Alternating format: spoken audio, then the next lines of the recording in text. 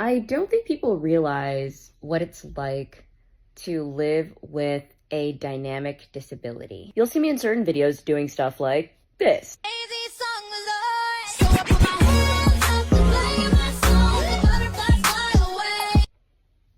In other videos, I'm like this, in my bed, trying to get through a work day, snuggled under the blankets.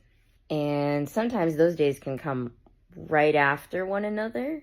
Sometimes they're months after each other. That's why so many people with chronic illnesses use the spoon theory, because it symbolizes how much energy we have in a day and how much energy is taken by just doing regular tasks that most people think are menial. Like, doing laundry for most people is not exhausting to the point where you feel like you just did a half-a-mile run. For me, and for a lot of other people with chronic conditions, that's exactly what doing laundry feels like. On other days, I might actually be able to do a half-mile marathon. Really? No, because I have dysautonomia and running, it nearly makes me pass out. But I'm diagnosed with dysautonomia, and that means that my nervous system cannot control what it's supposed to control anymore. That's why some days you'll see me looking like this. Hey! Jet ski like Kawasaki. Torn like water, we be out your right way. And other days you'll see me looking like this. It's very challenging for people to understand that on some days I'm going to need a cane. On other days I'm going to need a rollator.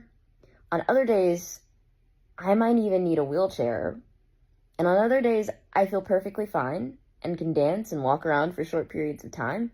But the condition never goes away. So if you want to look at my videos and be like, wait a minute, I just saw her with a walker the other day, why is she out dancing? Because that is one of the things about dysautonomia, is that it makes it where blood can't effectively pump through your entire body when you are standing upright. I wanted to talk about this because I think it's something that we don't discuss often, is dynamic disabilities, where the needs that you have, how many limitations that your body has, varies depending on the day. So my ballpark is, if I feel enough energy to get through the day and successfully make all of my meals and travel and have somewhat of a social life that week, that was a successful week. So if you see people using different aids, different times, just know that it's more than likely a dynamic disability. And instead of asking weird questions like, oh, what happened? Or you weren't using that last week? Or will you always need that? Or are you feeling better? Instead, ask questions like, how are you feeling today? Yeah. Bye.